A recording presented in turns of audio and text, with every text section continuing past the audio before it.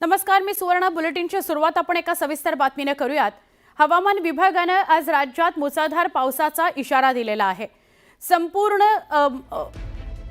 संपूर्ण राज्याला red alert जारी करण्यात आला आहे. अरबी समुद्रातील कमी दाबाच्या पट्ट्यामुळे कोकण, मध्य महाराष्ट्र, मराठवाडा आणि विदर्भात जोरदार पावसाचा अंदाज आहे. अरबी समुद्रात कमी दाबाचा पट्टा तयार झाला असून त्याची तीव्रता कमी दाबाच्या पट्ट्यात रूपांतरित झाली आहे. या स्थितीमुळे दक्षिण कोकण किनारपट्टीवर कमी दाबाचं क्षेत्र निर्माण झालंय, अधिक तीव्र झालंय आणि त्यामुळे राज्यात 28 मे पर्यंत मुसळधार ते अतिमुसळधार पाऊस पडू शकतो असा अंदाज आहे. आज अनेक जिल्ह्यांमध्ये मेघगर्जनेसह मध्यम ते मुसळधार पावसाची शक्यता वर्तवण्यात आलेली आहे. पालघर, ठाणे आणि मुंबई या जिल्ह्यांमध्ये आज हलका ते मध्यम स्वरूपाचा पाऊस होईल असा अंदाज आहे. मात्र रायगड, रत्नागिरी आणि सिंधुदुर्ग जिल्ह्यांमध्ये आजही मुसळधार ते अतिमुसळधार पाऊस पडण्याची शक्यता आहे. पुढचे 2 ते 3 दिवस पाऊस सुरूच राहणार आहे असा अंदाज आहे. उत्तर महाराष्ट्रातील धुळे, नंदुरबार आणि जळगाव जिल्ह्यांमध्ये हलक्या ते मध्यम स्वरूपाचा पाऊस होण्याची शक्यता आहे. नाशिकच्या घाटमाथ्यावरही जोरदार वाऱ्यासह पावसाचा अंदाज वर्तवण्यात आला आहे.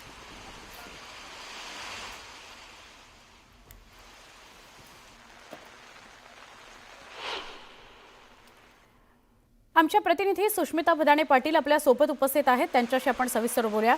सुष्मिता, मुंबई आजूबाजूच्या भागामध्ये खूप सकाळपासूनच पाऊस पडतोय, रात्री सुद्धा मुसळधार पाऊस पडत होता. काय अपडेट सांगाल? रेड अलर्ट देण्यात आलाय अनेक भागांमध्ये महाराष्ट्रात. नक्कीच आपण बघतोय की मान्सून हा लवकर यावर्षी येणार अशा पद्धतीचा अंदाज देण्यात आलेला होता, परंतु त्यापूर्वीचा हा मान्सून म्हणजे मान्सून सुरू होण्यापूर्वीचा जो अवकाळी पाऊस आहे त्याला याला म्हणावं लागेल. कारण या पावसामध्ये आपण जर बघितलं तर पावसासह वादळी वारे सुद्धा अनेक ठिकाणी वाहत आहेत. त्यामुळेच महाराष्ट्रातील अनेक भागांमध्ये रेड अलर्ट हा देण्यात आलेला आहे.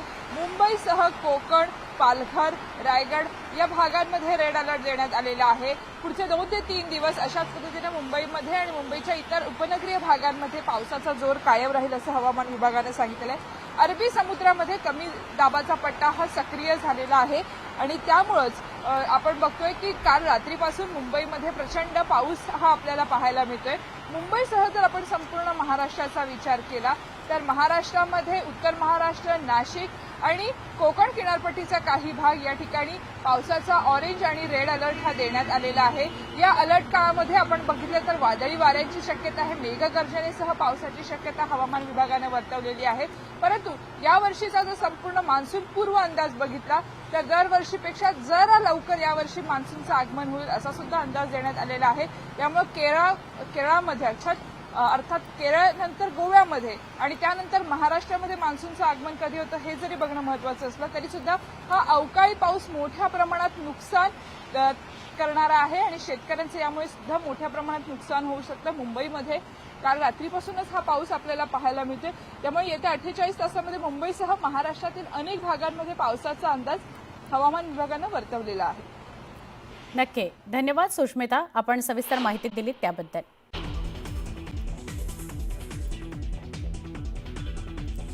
आज एनडीए शासित राज्यांच्या मुख्यमंत्री आणि उपमुख्यमंत्र्यांसोबत पंतप्रधान मोदींची बैठक. ऑपरेशन सिंदूर आणि जातनिहाय जनगणनेसंदर्भात सादर करू शकतात प्रस्ताव.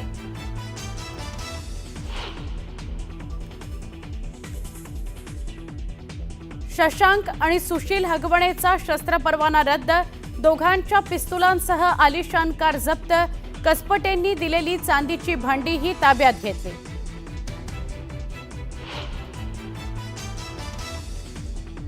उपमुख्यमंत्री एकनाथ शिंदेंनी घेतली कसपटे कुटुंबियांची भेट. आरोपीला पाठीशी घालणार नाही तर हगवणे कुटुंबियांवर मकोका अंतर्गत कारवाई करणार, एकनाथ शिंदेंची ग्वाही.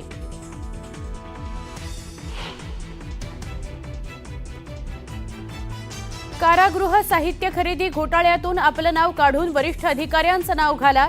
अंजली दमानी यांनी जालंधर सुपेकरांची कथित ऑडिओ क्लिप ऐकून दाखवत केले गंभीर आरोप.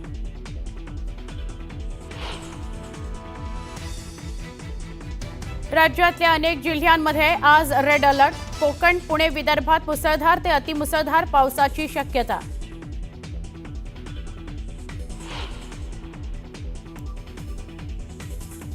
आता सीबीएसई शाळेत सुरू होणार मराठीचे धडे, भाषा शिक्षणाचं धोरण जारी.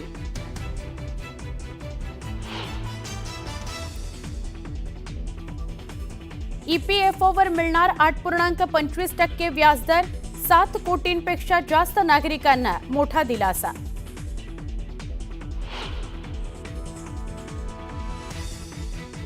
देखभाल दुरुस्तीच्या कामाकरता मध्य आणि ट्रान्स हार्बर मार्गावर आज मेगा ब्लॉक, तर पश्चिम रेल्वेवर कोणताही ब्लॉक नाही.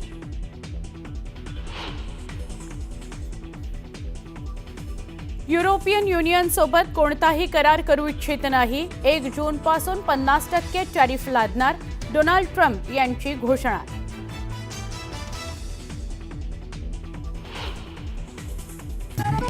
कंद 10 बातम्या. प्रायोजक Sandeep university. Faculty and facility simply world class.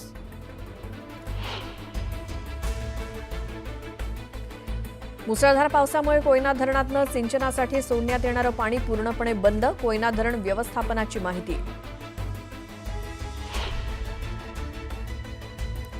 उन्हाळी सुट्ट्यांमुळे अंबाबाई चरणी भक्तांचं भरभरून दान, 2 महिन्यांच्या कालावधीत तब्बल 2,06,26,000 दान अर्पण. सीबीएसईकडनं देशभरातल्या सर्व शाळांमध्ये भाषा शिक्षण विषयक धोरण जारी, पायाभूत स्तरापासून मातृभाषा किंवा राजभाषा शिकवणं अनिवार्य करण्याचा निर्णय.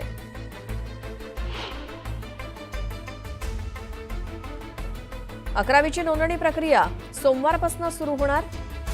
20,92,000 जागांसाठी विद्यार्थ्यांना ऑनलाईन पद्धतीनं करता येणार अर्ज.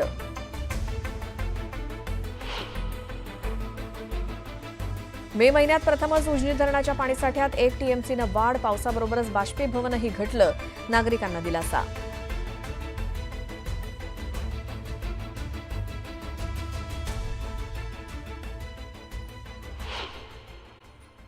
आणि आता एक सविस्तर बातमी आहे. पुण्यातील वैष्णवी हगवणे हिच्या आत्महत्या प्रकरणामध्ये राज्य महिला आयोगाच्या भूमिकेवरती प्रश्नचिन्ह उपस्थित करण्यात येत आहे.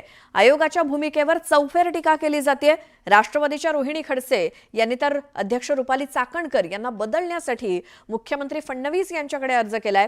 आणि या वादात आता करुणा शर्मा मुंडे यांनी देखील उडी घेतली असून चाकणकरांच्या चिल्लर टीकेवरती पलटवार केलाय. की महिला आयोग हे पद पूर्ण 24 तास जो व्यक्ती वेळ देऊ शकत असेल आणि महिलांना न्याय देऊ शकत असेल अशाच व्यक्तीकडे सरकारने हे पद द्यावं. आम्ही आमच्या स्वकर्तृत्वावर इथपर्यंत आलोय, वडिलांच्या नावानी नाही. की तुम्ही सुंदर दिसताय त्याच्यासाठी तुम्हाला पद मिळालेलं आहे, तुमच्या कार्यभारावर तुम्हाला पद मिळालेलं नाहीये. म्हणते यांच्यावरती सदोष मनुष्यवधाचा का गुन्हा नोंद करू नये, यांनी यांच्या स्वतःच्या जबाबदारीत नाही मुक्त होऊ शकणार नाहीयेत. खरं तर मला हा डेटा दाखवायची गरज नव्हती, पण चिल्लरचा 2 दिवसात जास्त आवाज यायला लागला, त्याच्यामुळे. पिंपरीतील वैष्णवी हगवणे आत्महत्या प्रकरणामुळे राज्यात खळबळ उडाली आहे. या प्रकरणातील महिला आयोग आणि पोलिसांच्या भूमिकेवर सातत्यानं प्रश्न उपस्थित होतोय. राष्ट्रवादी काँग्रेस शरदचंद्र पवार पक्षाच्या महिला प्रदेशाध्यक्ष रोहिणी खडसे यांनी रुपाली चाकणकर यांच्यावर तुफान फटकेबाजी केली. 16 मेला वैष्णवीनं आत्महत्या केली आणि त्यानंतर 19 मेला महिला आयोगानं या प्रकरणाची दखल घेतली.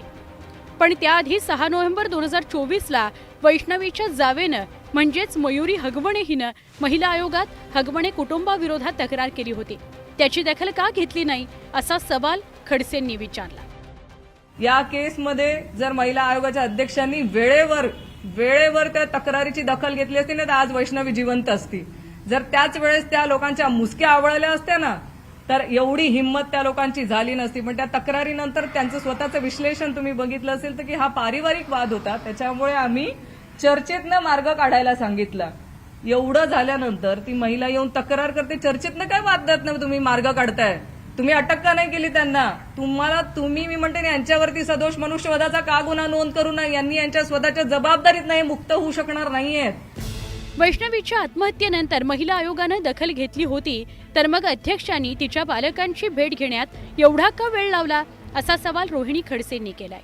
एवढे दिवस झाल्यानंतर आज महिला आयोगाच्या अध्यक्ष इथे येऊन जर भेटत असतील तर याला काय म्हणावं आपण. म्हणजे त्यांना पक्षाचे कार्यक्रम करायला वेळ मिळतोय, त्या सातारा, सांगली, कोल्हापूर कुठे कुठे पक्षाचा कार्यक्रम करायला फिरतायत, पण त्यांना इथे यायला वेळ मिळत नाहीये.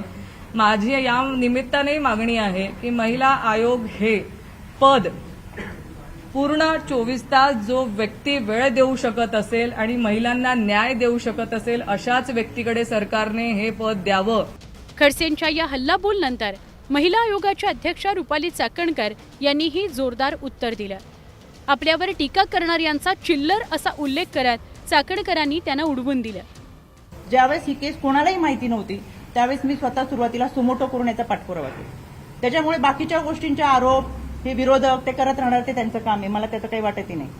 विरोधकांना मी शून्यापेक्षा जास्त महत्व देत नाही, कारण की त्यांच्याकडे कोणते पुरावे नसतात आणि त्यांनी स्वतः कुठलाही प्रयत्न केलेला नाही. 6 दिवसांनी ट्विट करून एखादी व्यक्ती म्हणती वैष्णवी हगवणेला नाही पाहिजे, पण आयोग काय करतोय, त्यांनी मला विचारावं आयोग काय करतो. सुरुवातीपासून मी याच्यामध्ये. रोहिणी खडसे यांच्या सोबतच करुणा मुंडे शर्मा यांनीही महिला आयोगाच्या कामावर प्रश्न निर्माण केलाय आणि चाकणकरांवर टीका केली आहे. त्यालाही चाकणकरांनी उत्तर दिलं. केवळ आणि केवळ आयोगावरती बोलणं हे ते कलमी कार्यक्रम आणि त्याच्यावरती पेमेंट घेऊन जर कोणी ट्रोल करत असेल आणि बोलत असेल तर ही विकृत मानसिकता, हे हुंड्यासाठी छळ करणाऱ्यांच्या मानसिकते इतकेच दोषी आहेत. क्योंकि त्या पण म्हणताय ना की ते पैसे घेऊन बोलताय लोक आणि पेमेंट घेऊन बोलताय. त्या कसं असं म्हणू शकता?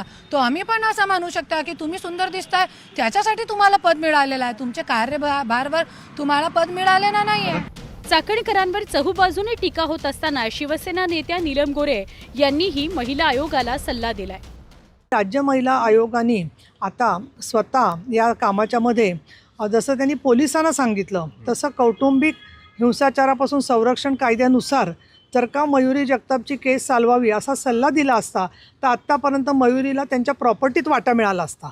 महिला आयोगाच्या कारभारावरून रंगलेल्या कलगीतुऱ्यात रुपाली चाकणकर यांनी आपली बाजू लढवण्याचा पूर्ण प्रयत्न केला, पण त्यातही त्यांना करुणा मुंडेंनी चॅलेंज दिलं. बांद्राच्या मुख्य कार्यालयामध्ये आलेल्या एकूण केसेस आहेत 35,971. त्यापैकी 35,282 केसेस आम्ही ह्या निकालात काढले. ज्यांना ज्यांना प्रश्न पडतो राज्य महिला आयोग काय करताय, आयोगाच्या माध्यमातून किती केसेस निकालात निघतात, त्यांच्यासाठी आवर्जून हा डेटा आहे. खरं तर मला हा डेटा दाखवायची गरज नव्हती, पण चिल्लरचा 2 दिवसात जास्त आवाज यायला लागला, त्याच्यामुळे हे दाखवणं गरजेचं पडलं. त्यांनी सांगितलेलं आहे 35,000 महिलांच्या की 35,971 महिलांना आमच्याकडे कंप्लेंट आलेली आहे. तर रुपालीताई, मी तुम्हाला आवाहन करते की आम्हाला पुरावा द्या. 35,000 महिलांमध्ये तुम्ही किती महिलांना तुम्ही न्याय दिला, तुम्ही आम्हाला पुरावा द्या, नाही तो आम्ही तुम्हाला पुरावा देण्यासाठी पूर्ण 35,000 महिलांना घेऊन मी तुमच्याद्वारे महिला आयोगाचे बाहेर आंदोलन काढणार आहे. एकूणच वैष्णवी हगवणे प्रकरणानंतर महिला आयोगाचा कारभार चव्हाट्यावरच आलाय आणि विरोधकांच्या निशाण्यावर रुपाली चाकणकर आल्याचं बघायला मिळतंय. Bureau report, news 18 Lokmat.